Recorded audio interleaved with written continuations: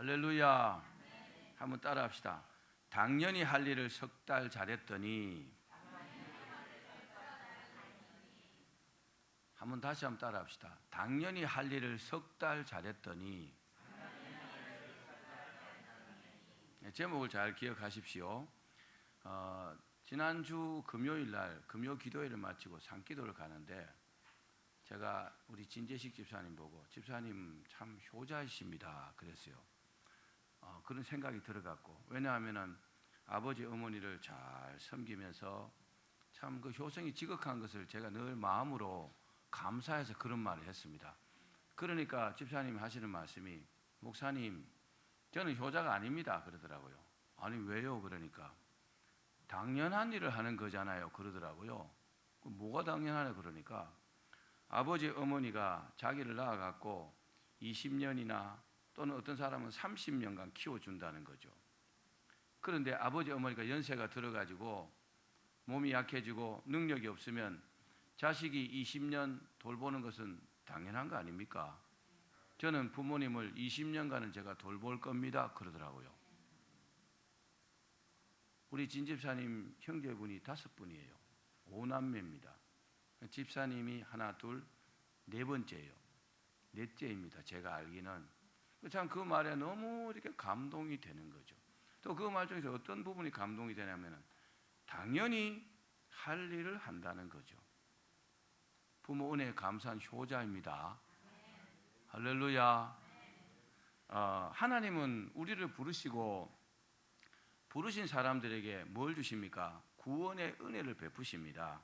그리고 그 구원의 은혜를 받은 사람들이 하나님께 감사하죠. 하나님 감사합니다. 그러면서 뭐 합니까? 믿음으로 충성하잖아요. 자녀가 부모 은혜에 감사해서 부모님께 효도하는 것이나 하나님의 백성들이 하나님의 은혜에 구원받고 하나님께 감사해서 하나님께 충성하는 것이나 비슷하죠, 그죠? 맥락이 비슷합니다. 그렇습니다. 이처럼 하나님의 나라는 하나님께 구원받고 은혜 받은 사람들이 충성하는 그 충성으로 이루어지는 나라입니다. 하나님을 믿지 않는 사람들은 하나님께 충성하지 않습니다. 우리 역사 속에서도 보면요, 고려의 충신이라면 누가 기억이 납니까? 고려의 충신. 이 몸이 죽고 100번 고쳐주고 정몽주. 이 사람은요, 누가 말해도 고려의 충신입니다. 조선시대 가장 충신이라면 누구를 꼽을 수 있을까요? 예?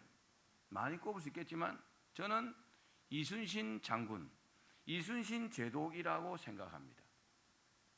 또 성경적으로 보면 성경 속에서는 주님을 위해서 충성하고 헌신한 사람이 너무나 많습니다. 어마어마하게 많죠. 그런데 예를 한 사람 든다면 바울 같은 사람, 사도 바울 같은 분, 그죠? 그런 분을 들 수가 있습니다. 그런데 이분들의 특징이 뭐냐? 이분들의 특징은 누구의 요구에 의해서 충성한 것이 아닙니다. 누구의 요구에 의해서 한 것이 아니고 왕이나 또는 주님께 충성하는 것이 당연하기 때문에 충성했다는 겁니다. 다르죠? 따라합시다. 당연하기 때문에 마음에 우러나서 충성했다는 겁니다. 또 이분들이 어떤 보상을 바라고 충성한 것이 아닙니다. 이 일을요, 당연히 자기가 할 일이라고 생각해서 한 것이죠. 그래서 더 훌륭한 겁니다. 오늘 본문에 오벳 에돔이라는 사람이 나옵니다. 이 사람도 자신은요, 하나님의 법궤를 모시는 것이 당연하다고 생각한 거죠.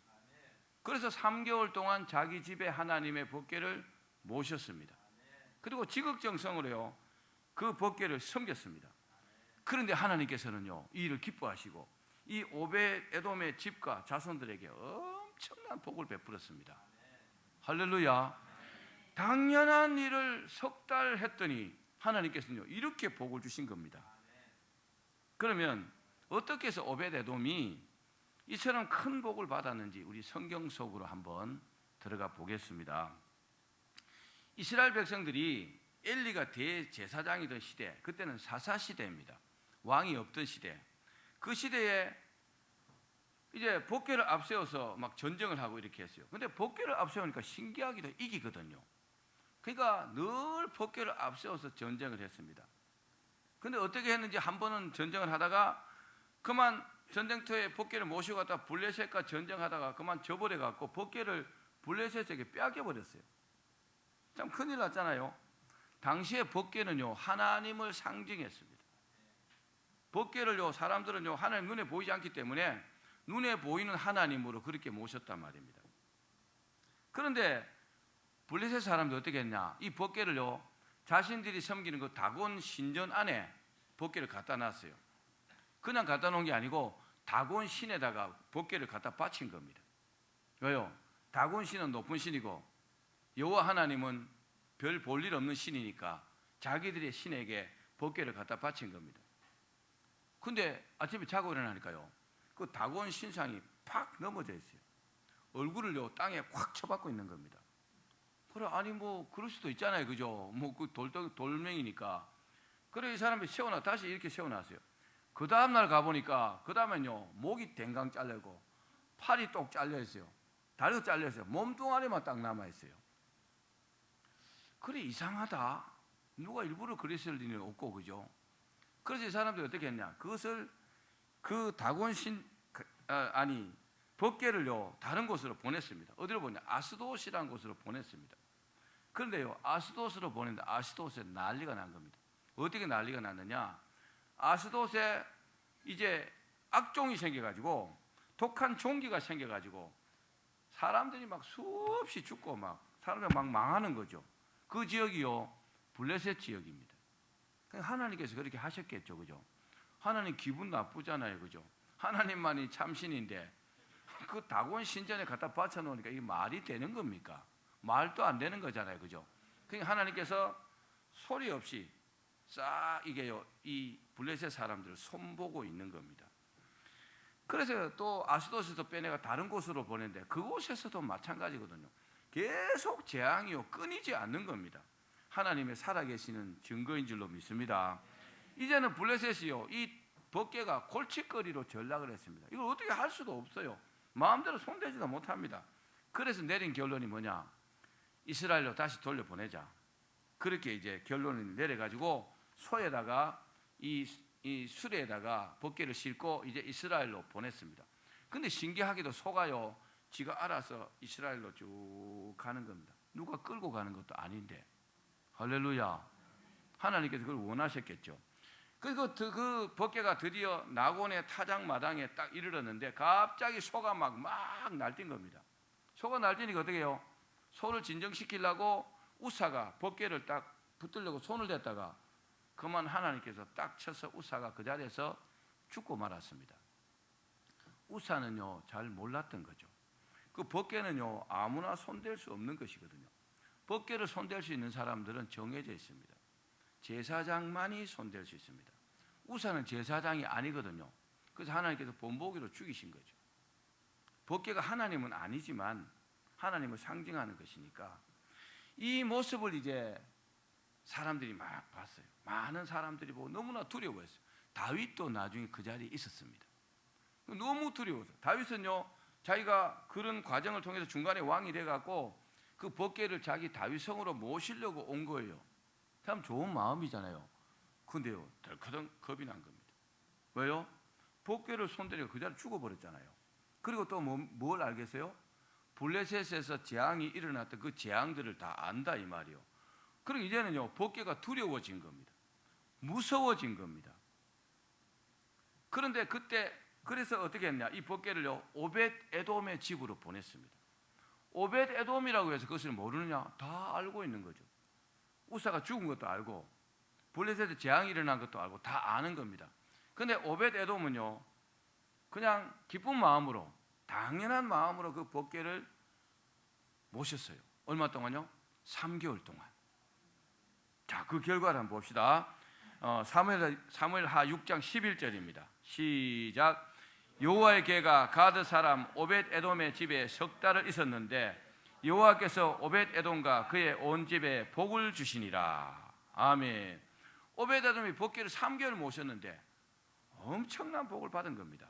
어떤 복을 받았을까요? 몇 가지 복을 받았는데 먼저 하나님께 충성한 오벳 에돔 자신이 복을 받은 겁니다. 여러분 하나님께 충성하면 복 받습니다. 우리가 당연히 할 일을 한 것이지만 하나님은요 복을 주시는 겁니다. 오벳에돔이 3개월밖에 모시지 않았는데 복은요 어마어마하게 받았어요. 이 석 달이라는 것은 실제로 숫자 3개월입니다. 실제로 무슨 뭐 영적인 숫자는 아니에요. 그런데 성경에 나오는 많은 숫자 중에서 의미가 다 있습니다. 특별히 이 3이라는 숫자는 완전수입니다. 무슨 말이냐? 하나님은 삼위일체 하나님이시잖아요.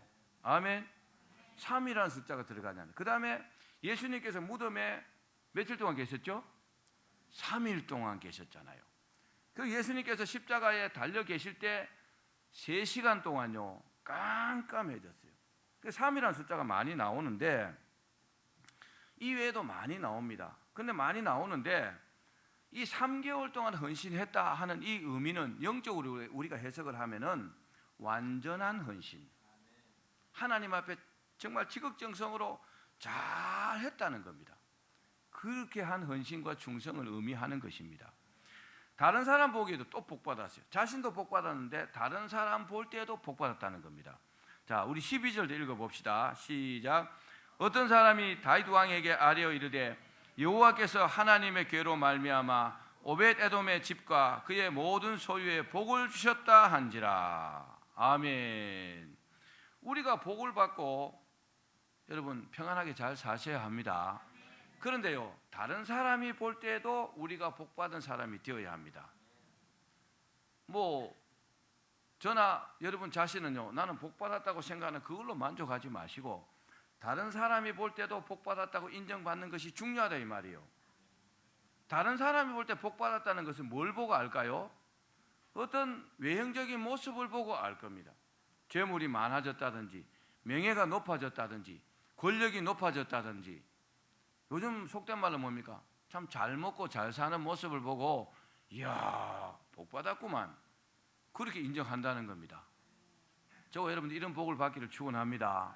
암만 내 혼자 복받았다고 다른 사람이 볼 때는 야 뭐 저렇게 살아 이건 복받은 모습이 아니라는 거죠. 그런데 오벳에돔은요 이 복귀를 3개월밖에 안 모셨는데 이런 대단한 복을 받았다는 거죠. 자기도 복받고 다른 사람이 볼 때도 또 복받고 복받은 모습이고 복받았습니다. 또 그뿐만 아니고 자손들도 복을 받았어요. 아버지가 잘하니까 자식들이 다 잘 되는 거죠. 여러분 아버지 여러분 어머니 여러분 잘하셔야 합니다. 자녀들 때문에 여러분들이 잘하셔야 돼요. 여러분들이 잘하면요 자녀들은 자동적으로 잘 되게 돼 있어요. 자 말씀을 또 읽어봅시다. 역대상 26장 4절로 5절 말씀입니다.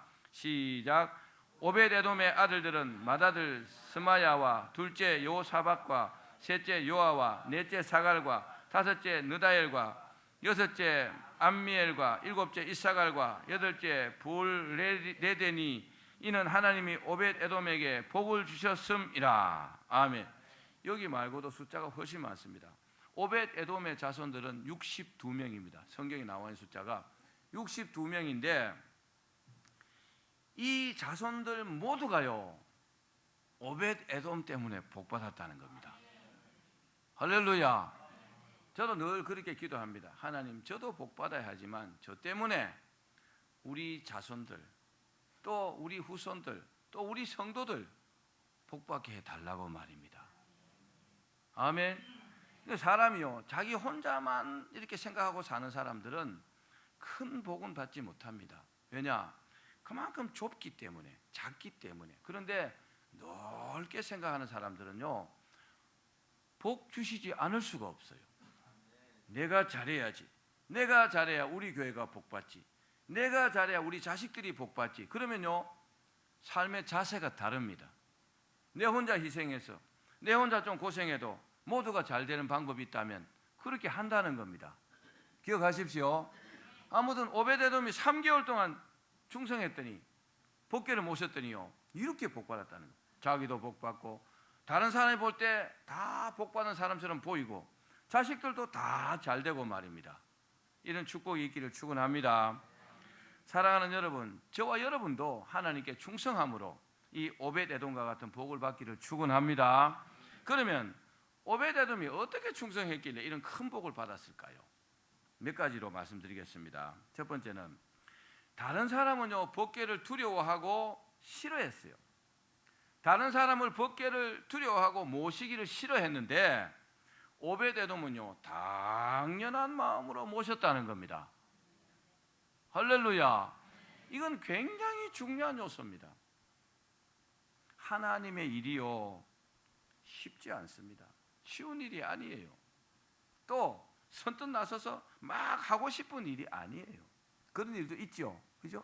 그런 사람도 있습니다. 그런데 모든 일이 다 그런 것은 아닙니다. 법궤를 지금 운반하다가 우사가 죽었어요. 그렇죠? 사람이 죽었단 말이에요. 또 블레셋에서 일어난 그 일들을 아는 사람들은요 법궤 모시기를 두려워하는 것은 당연하잖아요. 그렇습니다. 왜 싫어할까요? 그 이유는 아무리 하나님의 법궤를 할지라도 자기는 피해를 입고 싶지 않거든요. 교인들 가운데도 이런 사람이 있습니다. 근데요 그건 각오하셔야 돼요. 복도 못 받는다는 거예요. 하나님 주시는 복은요 보편적인 복도 있지만 특별한 복은 다릅니다. 특별한 복은 특별한 사람에게 주는 거예요. 그런 믿음들을 갖기를 바랍니다. 하나님 일에 용감하게 나서는 사람, 이 일을 누군가는 해야 되는데 그 일에 딱 나서는 특별한 사람, 그 사람에게는요 특별한 복을 주시는 겁니다. 꼭 인지상정이라 그러잖아요. 당연한 일이잖아요. 그죠? 여러분 보편적인 그런 복도 받으셔야 합니다. 근데 남이 안 하는 특별한 일을 하잖아요. 그럼 기대하셔도 됩니다. 하나님께서 내게 특별한 복을 주실 거야. 할렐루야. 그런 믿음을 갖기를 바랍니다. 그런데요 이 오벳에돔은 다 싫어했지만 법궤를 자기 집으로 모셔왔어요. 메고 왔는데 왔을 때 조금도 싫어하지 않았습니다. 조금도 싫어하지 않고 반갑게 법궤를 맞이했고 그리고요 3개월 동안 지극정성으로 법궤를 섬겼다는 겁니다. 하나님을 섬긴 거죠. 사랑하는 여러분, 다시 말씀드리지만 하나님의 일은 아무나 할 수 있는 일이 아닙니다. 아무나 하는 일이 아닙니다. 하나님께서 그 일을 맡겨주셨을 때 내가요 당연히 할 일로 여기고 열심히 하면요 그에 대한 대단한 보상이 기다리고 있습니다. 아멘. 그렇기 때문에 우리가 뭡니까? 이 하나님 일을 맡았으면 감사함으로 해야 합니다. 그리고 믿음으로 감당해야 합니다. 고린도전서 4장 1절 말씀을 우리 같이 읽읍시다. 시작.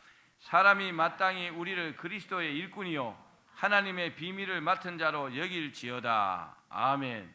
하나님의 일을 맡은 사람들을 일꾼이라 그랬어요.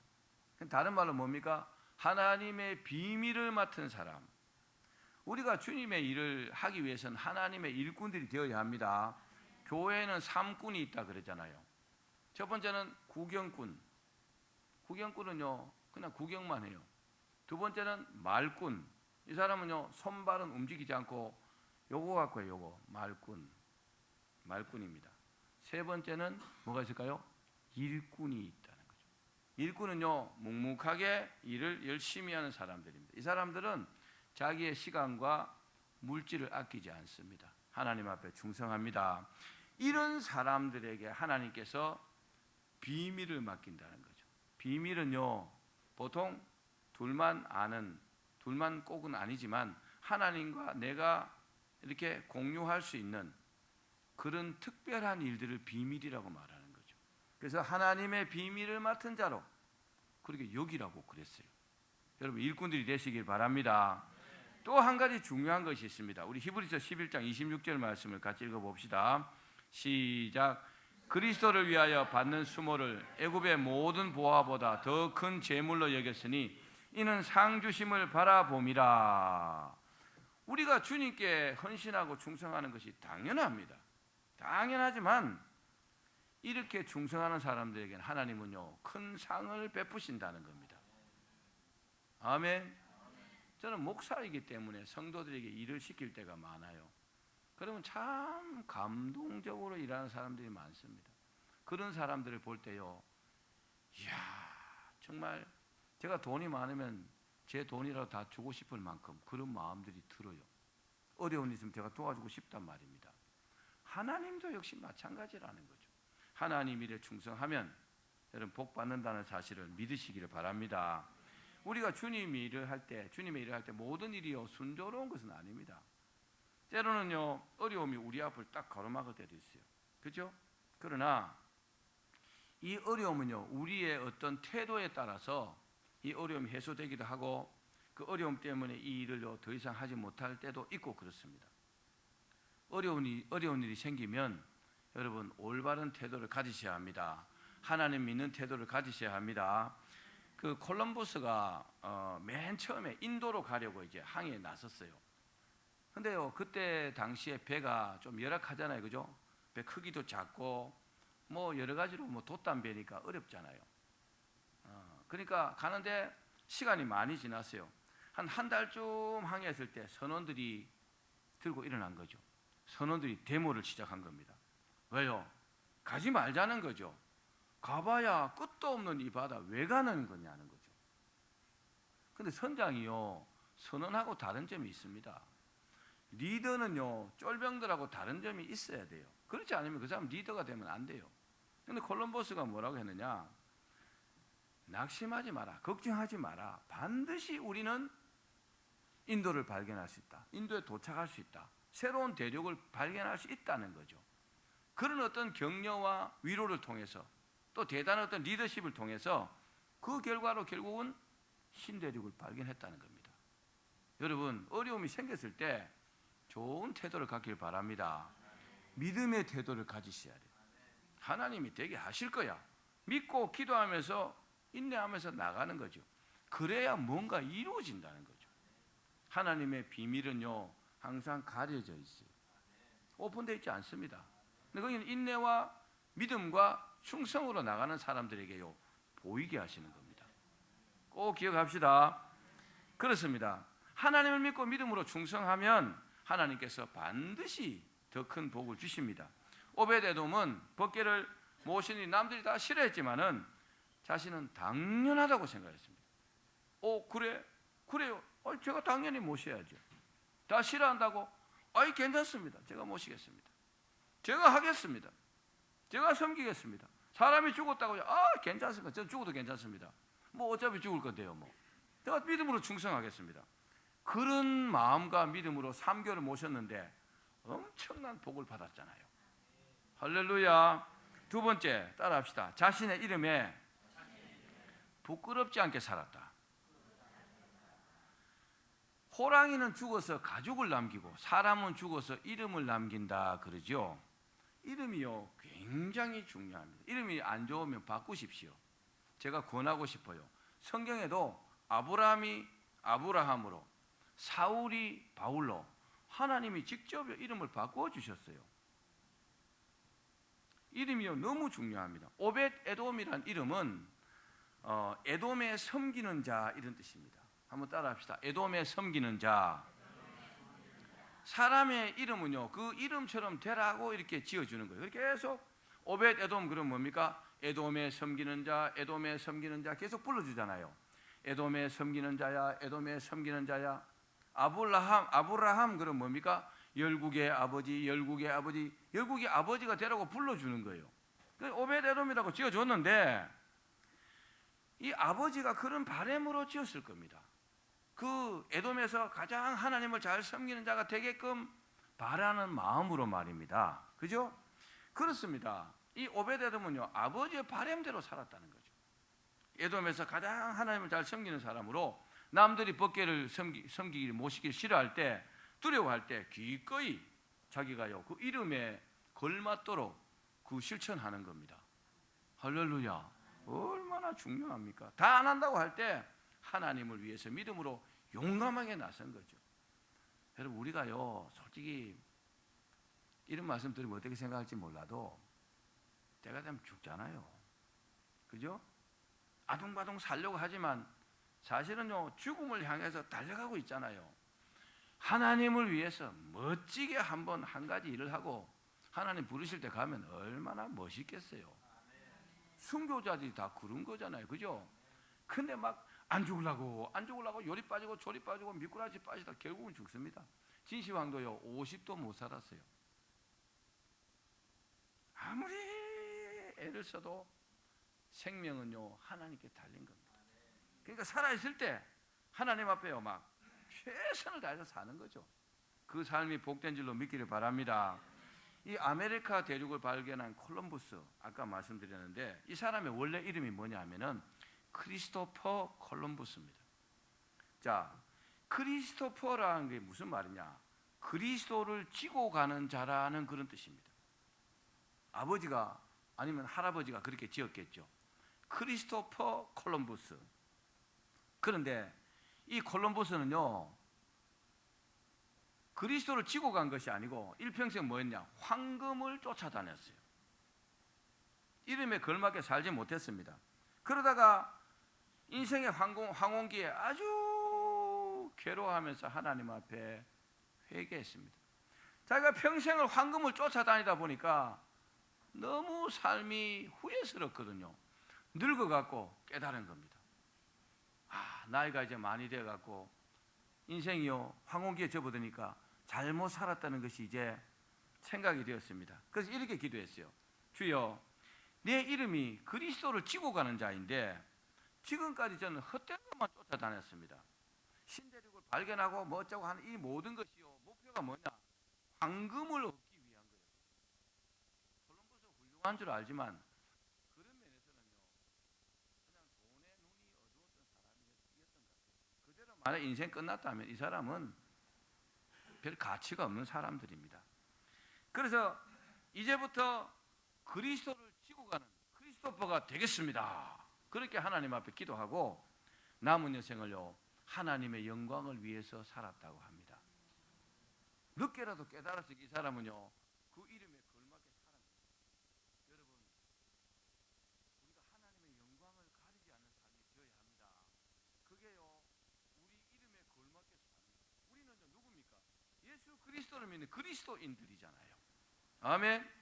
하루를 살아도요 내가요 정말 하나님의 이름에 먹칠하지 않는, 하나님의 이름을 부끄럽게 하지 않는 하나님의 자녀인 것을요 자부심을 갖고 살 수 있는 그런 사람이 되어야 합니다.